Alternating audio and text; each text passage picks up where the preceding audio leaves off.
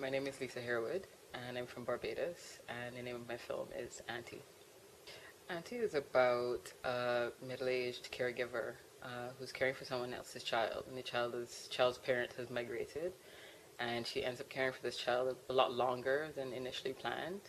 And when inevitably the day comes that the mother finally is able to send for the child, Auntie has quite a negative reaction to the idea of her going away, and it's about the kind of days that follow the revelation that the child has to leave. That's quite a common story in the Caribbean. Quite often when people migrate, specifically for economic purposes as well, they're doing so illegally, and they can't often take their children with them. And so they have to find people to care for them. Sometimes it's a family member, sometimes it's a total stranger, but maybe like a childless woman in the community. And it's not always women, sometimes it's also maybe an uncle or a grandfather.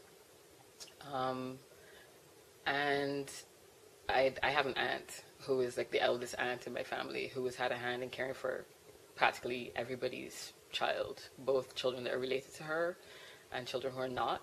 And as she's gotten older, it's kind of been very interesting to me to see that those children who are now adults haven't really remained connected to her.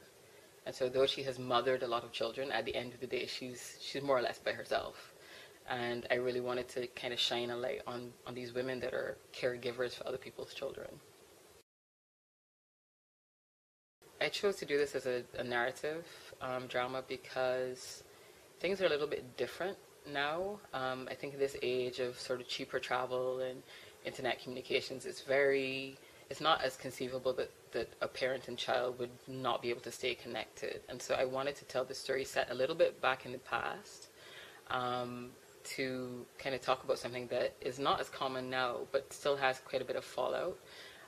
Interestingly, the lead actress in the film who plays Auntie, her day job is as the head of cultural studies at the local university. And for the last 13 years, they've been doing a study on migration, specifically on returning migrants. And she shared with me some interviews with people who are in their 70s and 80s, and they've come back home basically to die. And they talk about when they first migrated, and a lot of them are still really feel this very visceral pain of having been sent for by a parent that they didn't really know, and been ripped away from somebody who was mothering them, and weren't able to stay in touch because of, proximity and lack of proximity, and, you'd only be able to stay in touch with a letter. And quite often the blood relatives were jealous of that relationship and wanted to sever it, as soon as they migrated. So it's a little bit less common now, certainly in the Caribbean, but I think it still holds in Latin America and Africa. So I thought it's a relevant story today, but it would have a slightly different sort of shape today. So I set it a little bit in the past and chose to do it as a narrative fiction. Barbados doesn't really have a filmmaking infrastructure.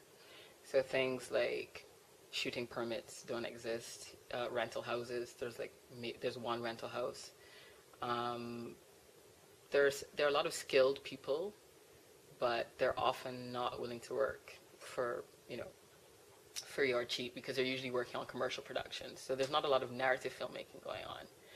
In Barbados' entire history, we've probably produced 10 features, and not a lot of shorts. And so even on my shoot, I had quite a few people who were engaged on a sort of free barter basis, who just didn't show up on the day at all. And so I ended up directing, combing hair, ironing clothes. I was taking stills when I wasn't actually working. Everybody had to sort of double up and triple up on roles. So the skill set is there, but people aren't there's not really a filmmaking community as yet. That hasn't really been built. Things that you wouldn't think of, like production insurance. We pretty much had to convince the insurance company to cobble together 3 different policies to make up a policy, because they'd never done it before, because there's no need. So, stuff like that.